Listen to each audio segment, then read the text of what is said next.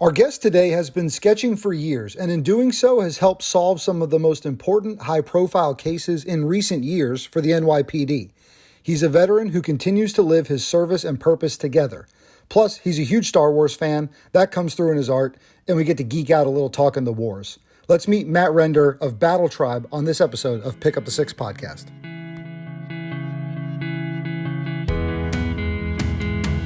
Hey guys, what's up? Brian Jodas back once again for another episode of Pick Up the Six podcast. I got Matt Rendar on the show with me today, brother. I'm just, pumped to do this. So thank you so much for having me on, man.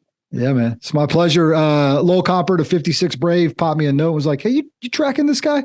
He makes some really cool art that's sort of special forces military themed, but then it's got some other flavor to it. As a big Star Wars guy, it's got, if you guys go see it, right? Battle Tribe. You can check it out. It's awesome, man. No, thanks, man. I love the stuff. Yeah. So I figure we get to know you a little bit today, man. Talk a little bit about, I know you're in the Army, right? Veteran. Yeah. And so had a big bulk of your life as a retired NYPD sketch artist, which obviously shows in the work you do. I mean, how's a guy from an Army become a sketch artist for the NYPD? What's that story? It's pretty wild. So my backstory is, I grew up in Long Island, New York. My dad was a sick artist. He was worked for Warner Brothers and Disney. He was an animator. He did a lot of stuff. So I grew up with that whole art, background, whatever. And I watched him professionally do it all the time.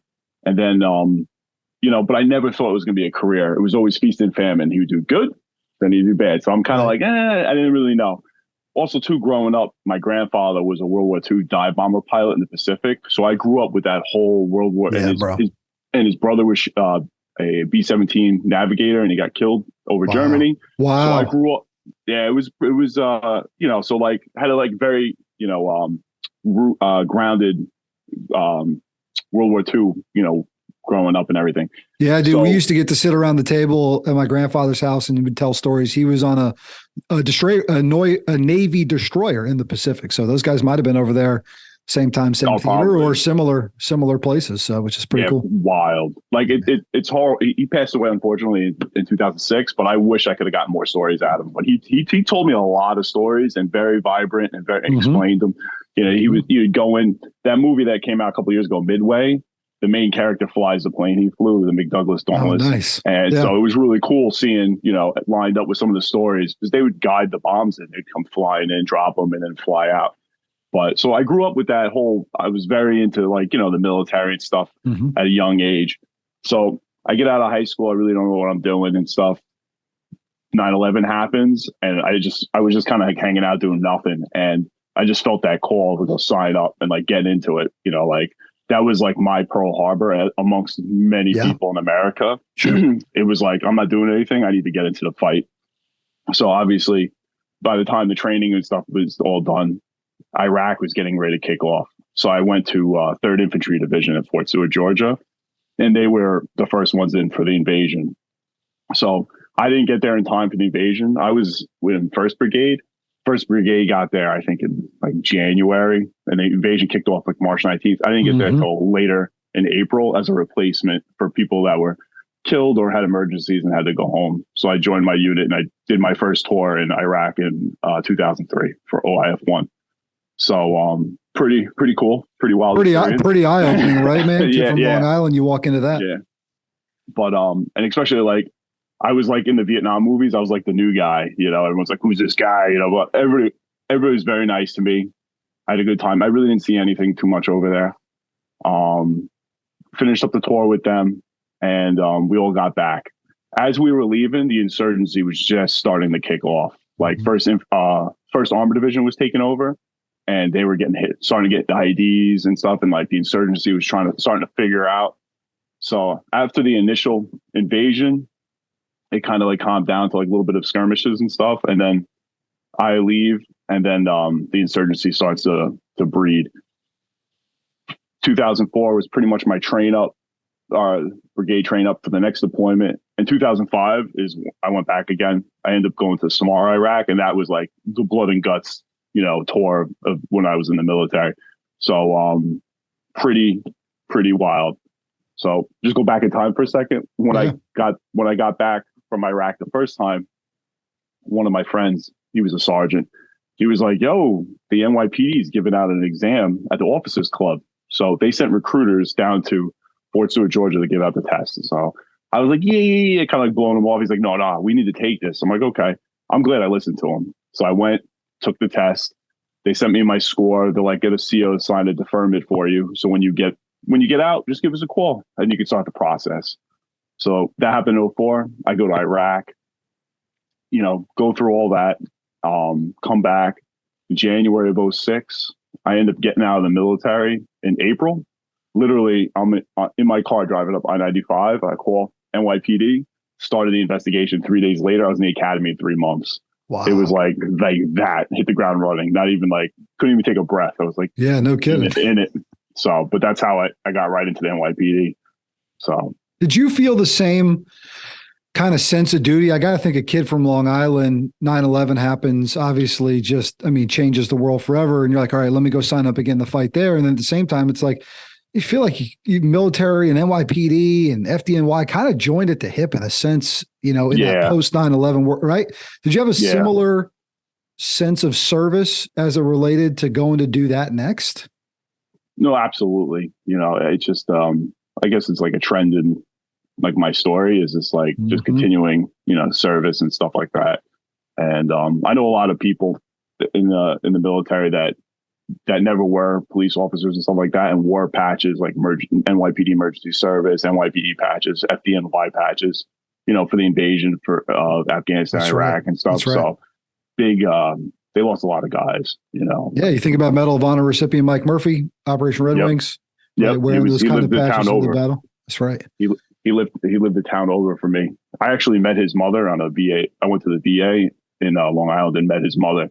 So I didn't even know who she was. And I was getting an ID card and she was like, thank you so much for your service. And I'm like, oh, thank you. She's like, no, thank you so much. She's like, I really appreciate everything you guys do.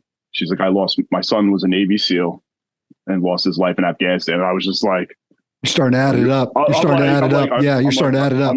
I was like, are you Miss Murphy? She's like, Sam. I'm like, yo, thank you so much. Thank you so much.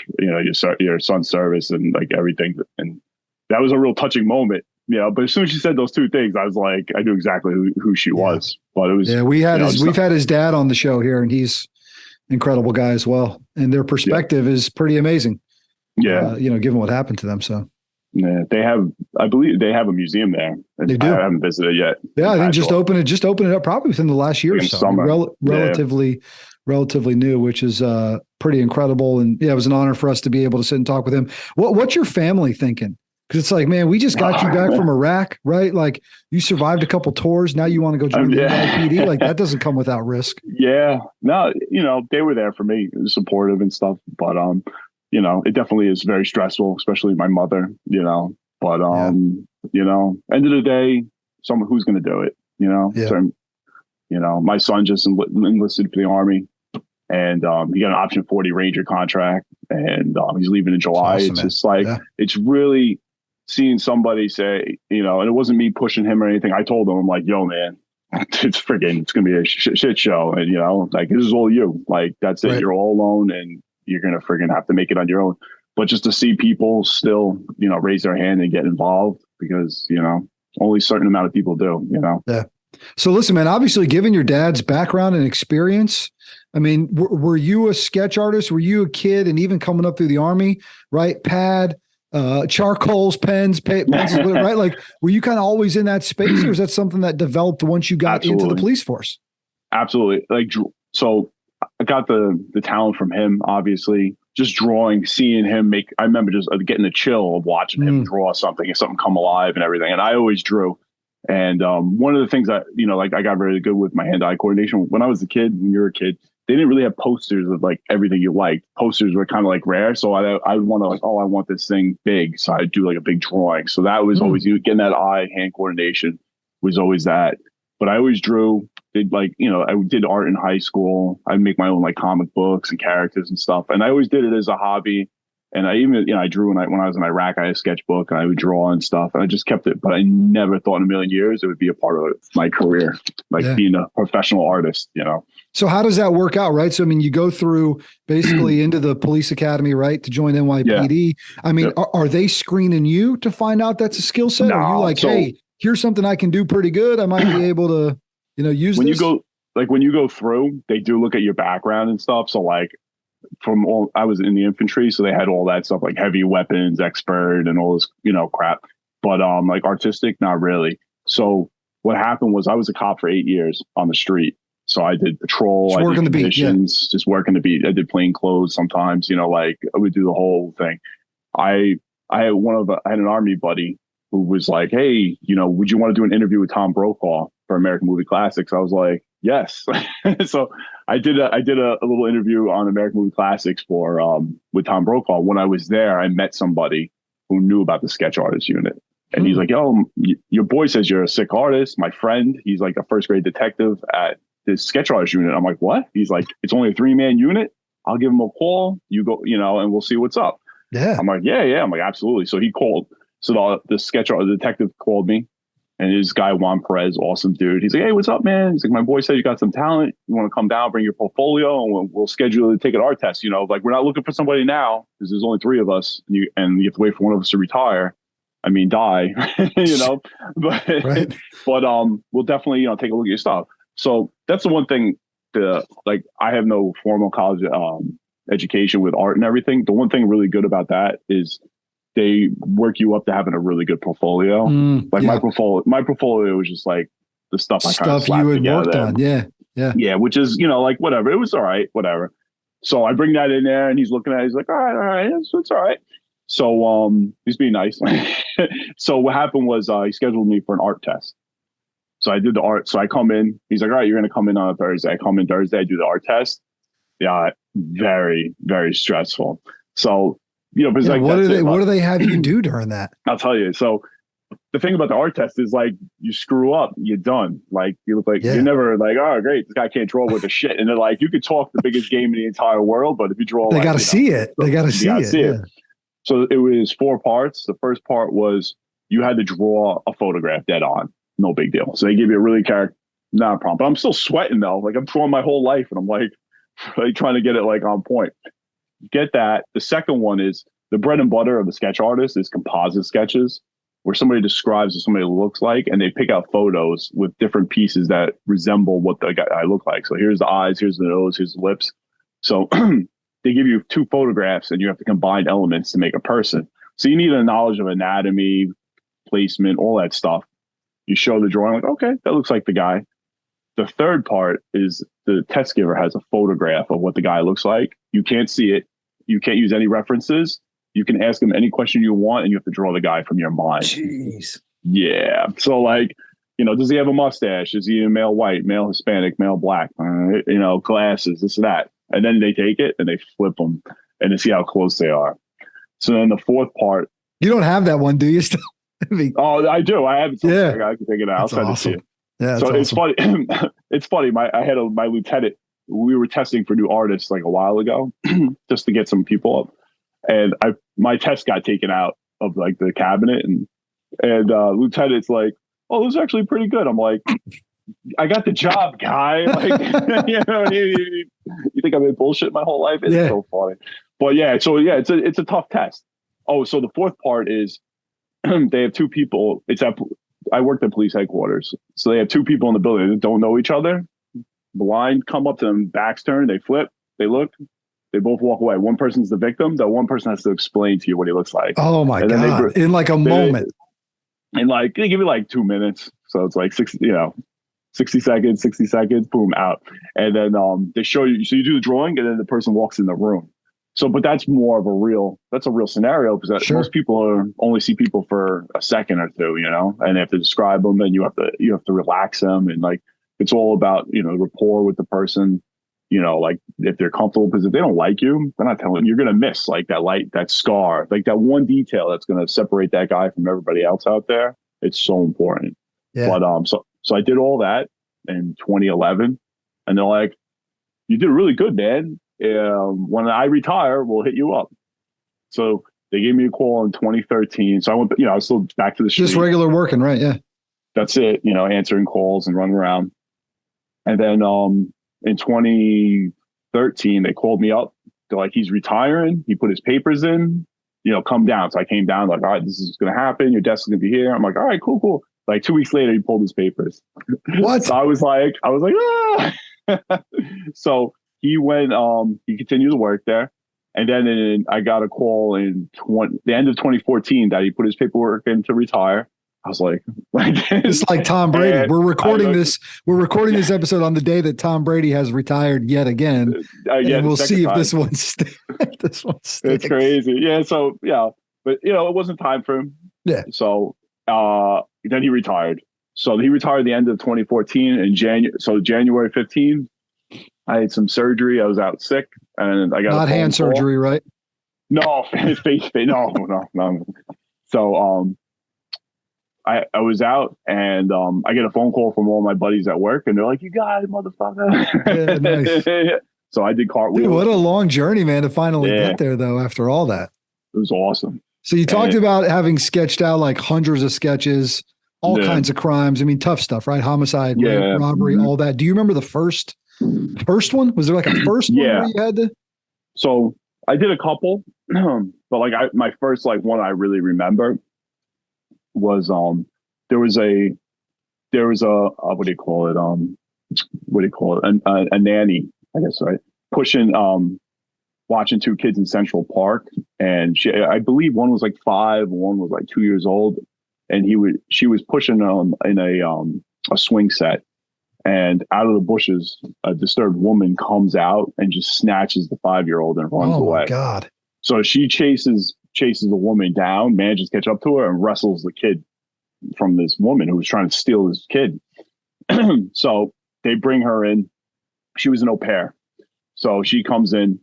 So I actually go to the apartment, interview her. What does the woman look like? Giant media blitz. They put it all over the news. Like they're looking for this woman. All the moms are like, mom groups are showing the drawing, and it's all over TV. And I'm like, yo, it's really cool. I'm seeing my artwork all over the place. Wanted posters. Fox and ABC and NBC News, like all the major newspapers. And the next day, my mom calls me. She's like, yo, they caught her on your drawing. And I'm like, get out of here. She's like, no. It's on. Just turn on the news. So I turn on the news. I'm waiting. It comes on the news cycle. Mom groups were, out there with their strollers. They all had my sketch on their phone, and they saw her. So they called 911. They went and arrested her, and it was her. Whoa. So it was pretty wild. So I was like, wow, it was really cool. It's so funny. I didn't believe I was like, really? Right. But that was like my first really cool sketch. Did folks get to know, like, were they allowed to know that you drew it?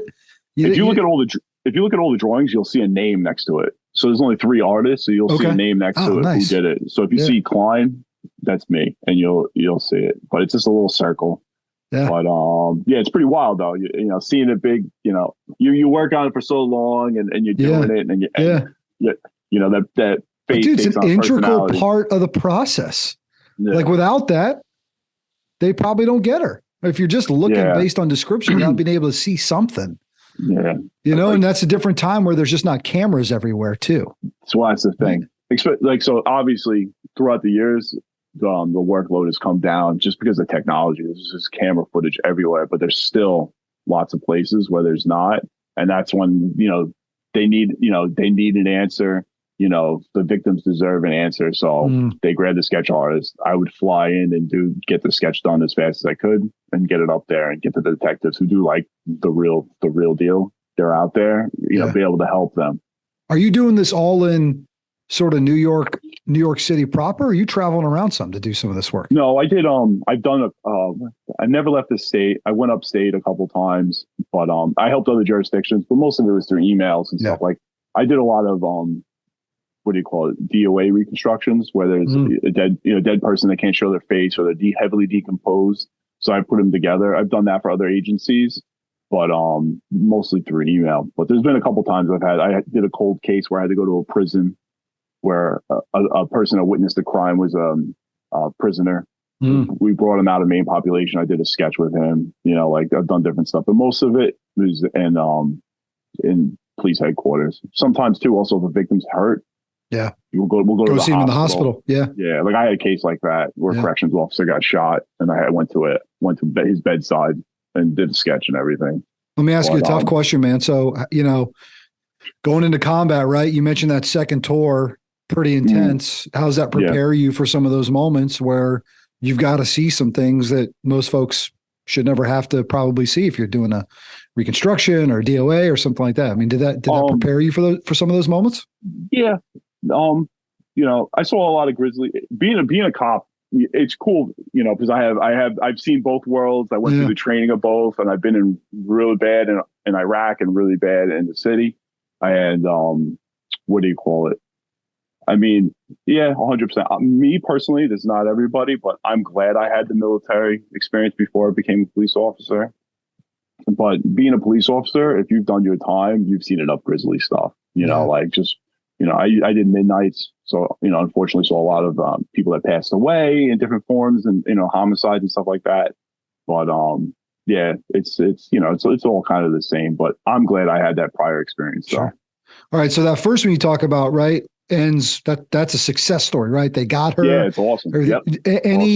Any stories of ones that, man, still sort of sit in your craw, unsettled ones or anything like that? I did a lot of cold cases, and a lot of them, it's like a last shot, effort. And, every couple of years along on the anniversary, they bring it back into play again, and they try to get some resources together. One cold case I did it a while ago. They did a bunch of media on it. It's just, unfortunately, it's so hard. But there was a baby that was just born that was murdered and strangled with a towel and put in a garbage bag in 1993, I believe. And it was in Brooklyn. So like every so often they're trying to find out who did it. So, I would actually give you a lot more details, but it's still not solved. But I got you. It just said, it's terrible. So I did I had old Polaroids and stuff. I did a whole reconstruction. They put it out there in the media. But the case just, goes unsolved. They ever pull you guys in to do courtroom stuff, or is that a whole separate, whole separate deal? Yes.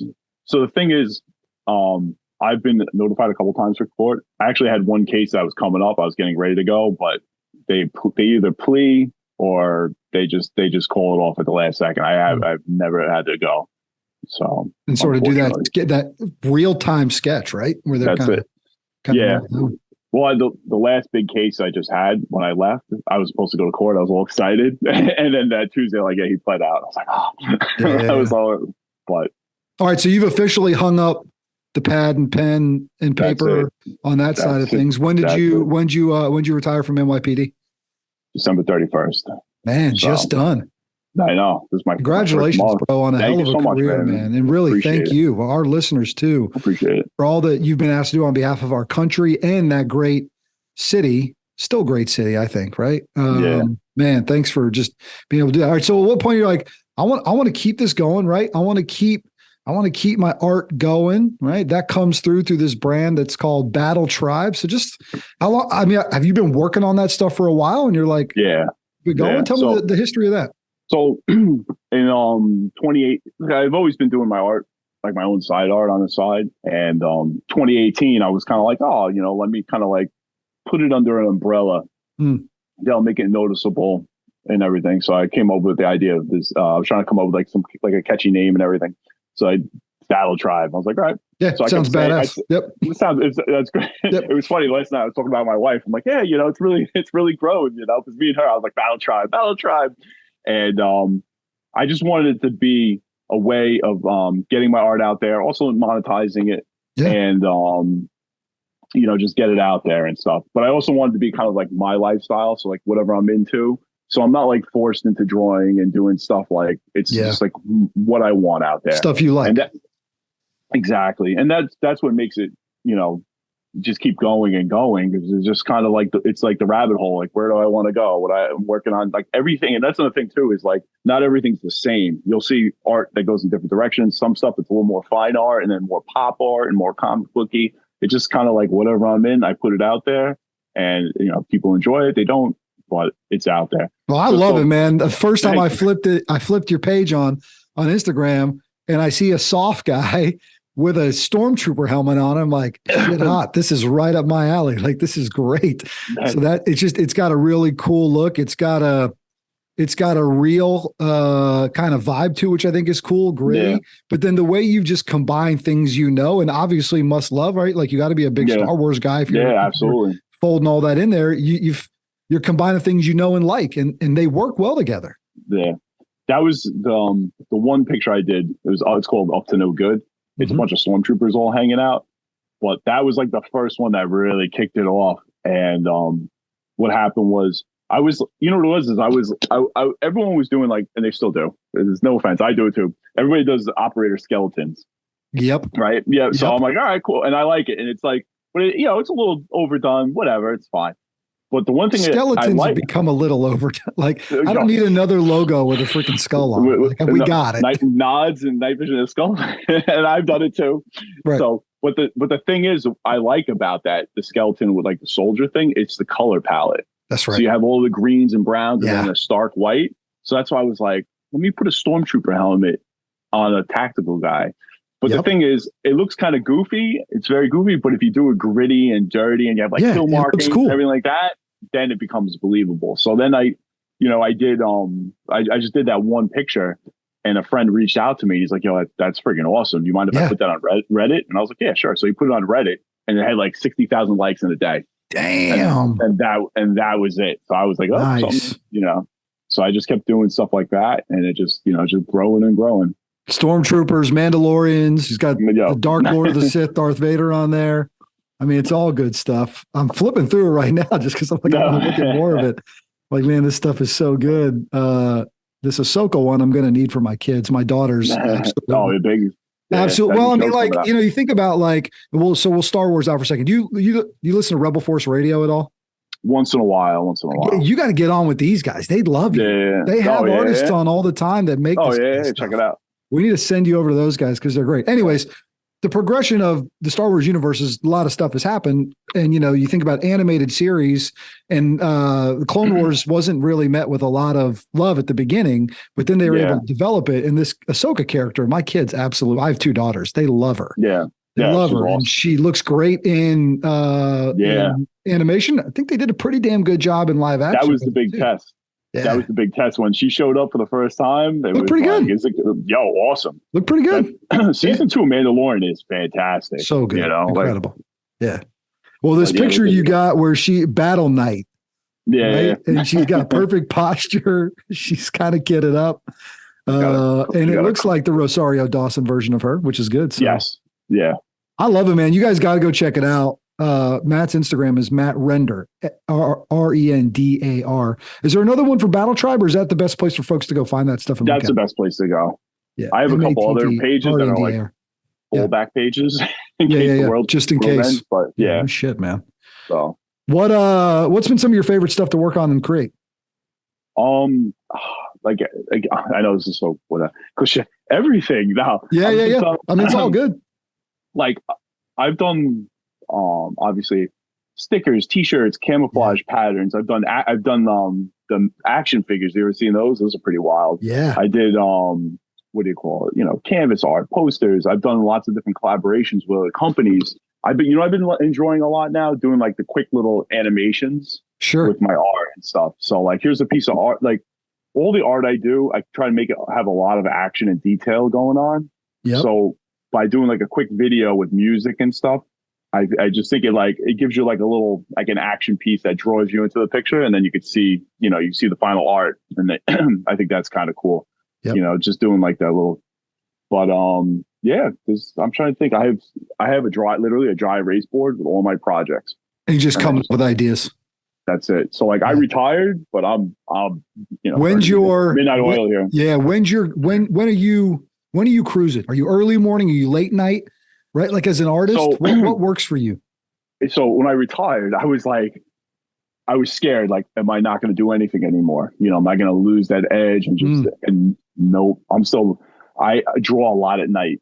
So I thought I'd be like an early morning kind of guy because for work, I worked early, but I'm drawing like the other night I drew to like 3 a.m. Wow. I'm sitting there at the tablet, just drawing, making it happen. But nighttime is the one I do most.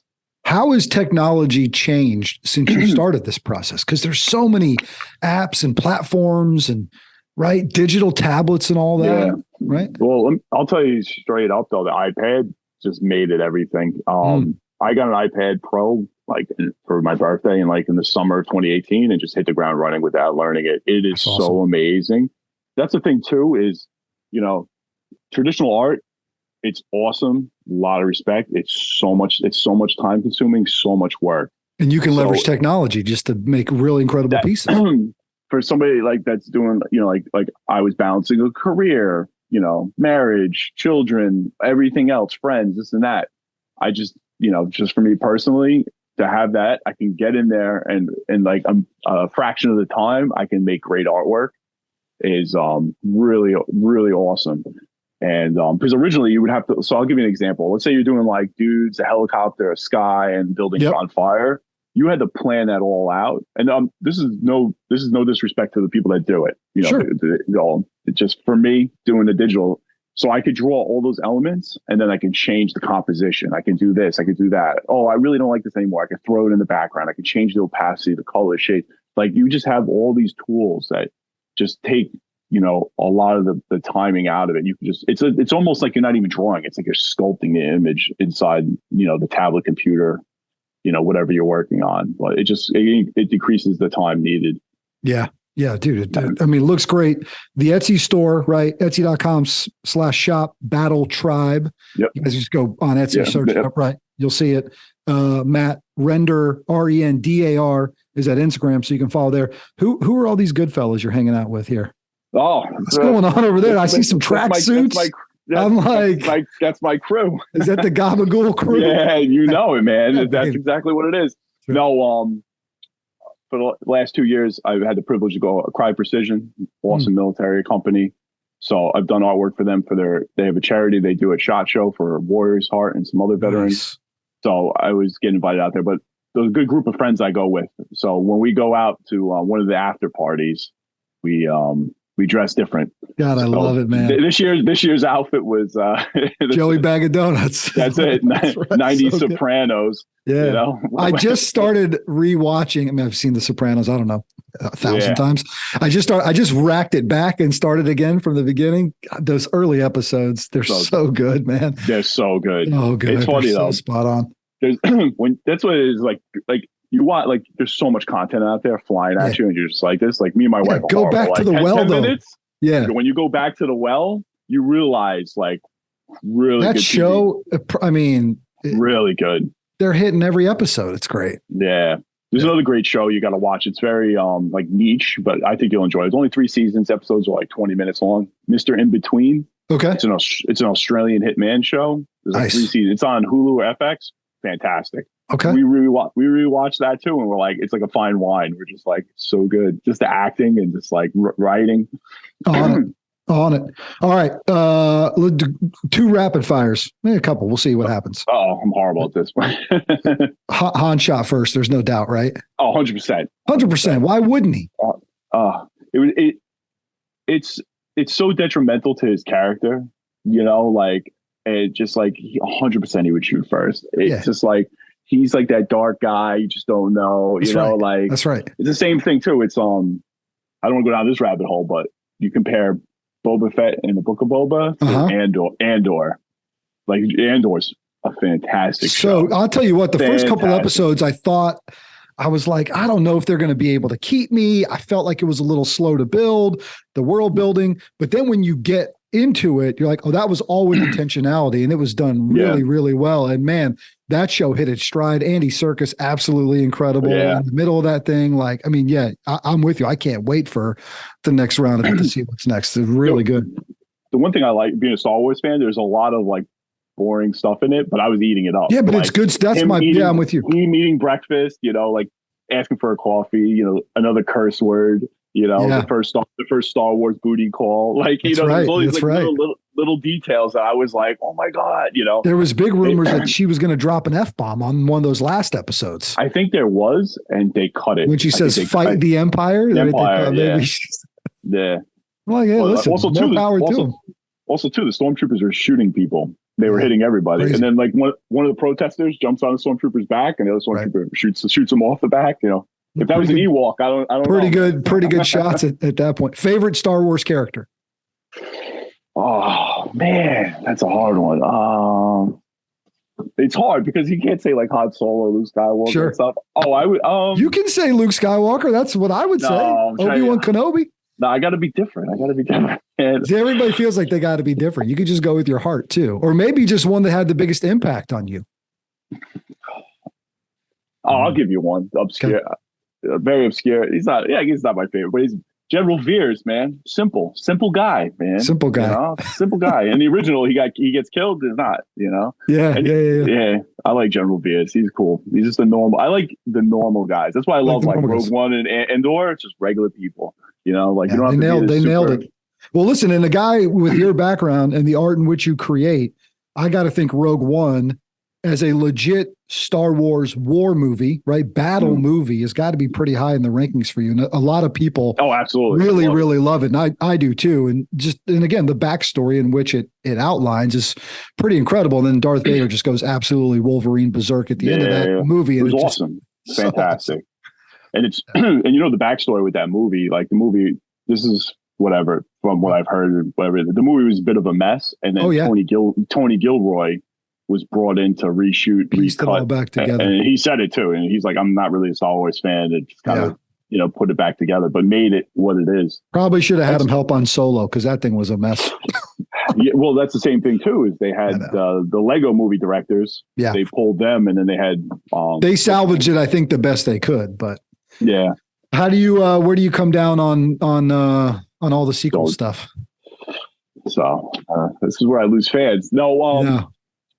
I don't want you to say that's right. I want you to say. I was going to say, what do you think about Last Jedi? And I'm like, damn. Yeah. Listen, there's some incredible moments that I absolutely really love and enjoy.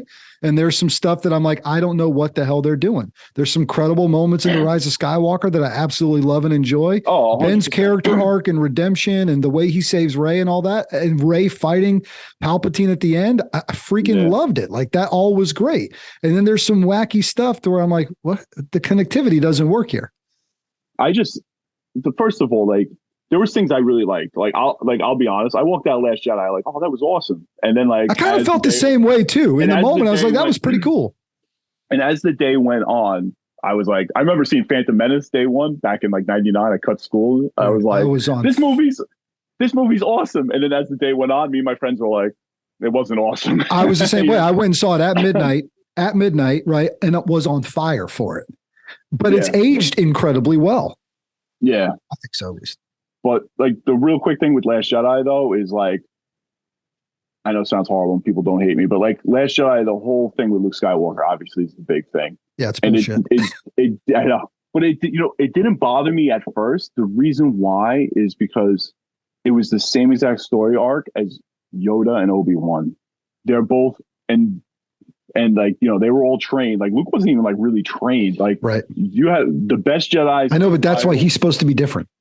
Exactly. Supposed to be different. Well, that's my second part. But the first thing is like, you have the greatest Jedi in the world. He does all this fighting and he lives, but like also too, like, does it weigh on you? He's not like space Jesus. Sure. He's a human being. So I could see it weighing on him, blah, blah, blah. But then the thing is like, the reason why the trilogy is awesome is because Luke is the man. Like he was better than Obi-Wan and Yoda. And that, you know, that by doing that, you downplay the original trilogy and he acted opposite of what they told him to do.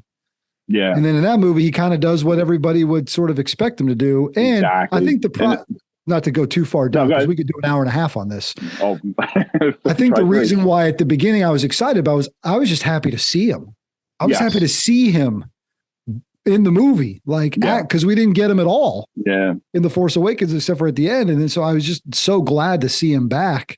Yeah. And then they same with Han Solo too, you know, Han Solo's the man. Then he becomes like deadbeat dad, you know, it's just like, true. That's true. Yeah. All right, man. Dude, this has been an absolute blast. Awesome. I've loved it. Thank you so Guys, much. go check him out. That Instagram is Matt Rendar, Rendar. It's called Battle Tribe. You can find it on the Etsy store. Go support him, man. Go buy some stuff. I'm going to see if we can't commission you to do a couple things, if that's something you do. And you've just lived an incredible life, man. Thank you so much. From military really service, right, to real service, right? Like what you did for the NYPD, man. I mean, that's absolutely amazing. And then now to see you get to kind of live out your passion and do this, we wish you nothing but success. Thank you so much, man. I really appreciate it. Absolutely. He's Matt Rendar. I'm Brian Jodis. That's been this episode of Pick Up the Six podcast.